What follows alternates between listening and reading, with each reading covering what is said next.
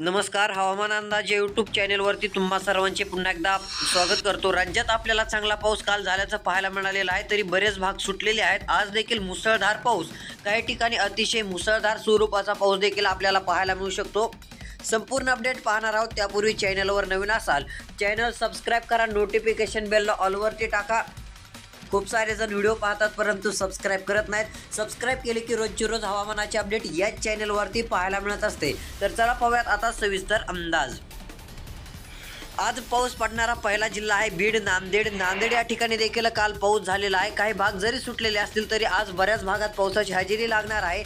बीड, नांदेड, लातूर, अकलूज, सोलापूर या भागातील खंड संपण्याची सुरुवात आजपासून होणार आहे, परंतु पूर्णपणे संपणार नाहीये. तुरळक भागात पाऊस आज राहणार आहे. उद्या आणखीन जोर वाढेल.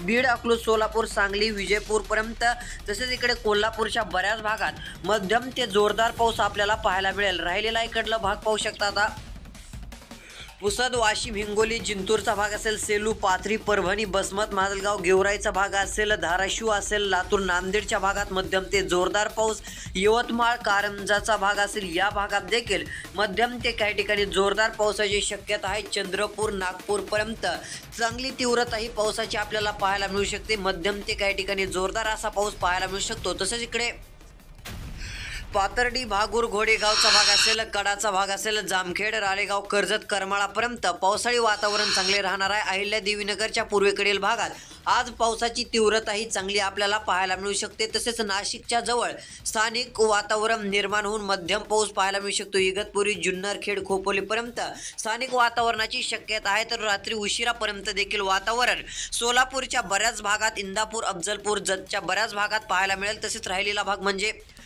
जालना, छत्रपती संभाजीनगर, मालेगाव, जळगाव, नंदुरबारचा भाग असेल, धुळेचा भाग असेल, इकडे अमरावतीचा भाग असेल, या भागामध्ये आपल्याला शक्यतो बऱ्याच ठिकाणी उघडीप पाहायला मिळेल. मात्र अमरावतीच्या तुरळक भागात, अकोल्याच्या तुरळक भागात काही ठिकाणी चांगला जोरदार देखील पाऊस आपल्याला पाहायला मिळेल. जे जिल्हे आता मी सांगितलेले आहेत त्या जिल्ह्यात चांगला पाऊस आपल्याला पाहायला मिळणार देखील आहे. रोजची रोज अपडेटसाठी चॅनल सबस्क्राईब करा, नोटिफिकेशन बेलला ऑलवरती टाका. तुमचा जिल्हा कोणता आहे, तालुका कोणता आहे ते देखील कमेंट करून नक्की कळवू शकता. धन्यवाद.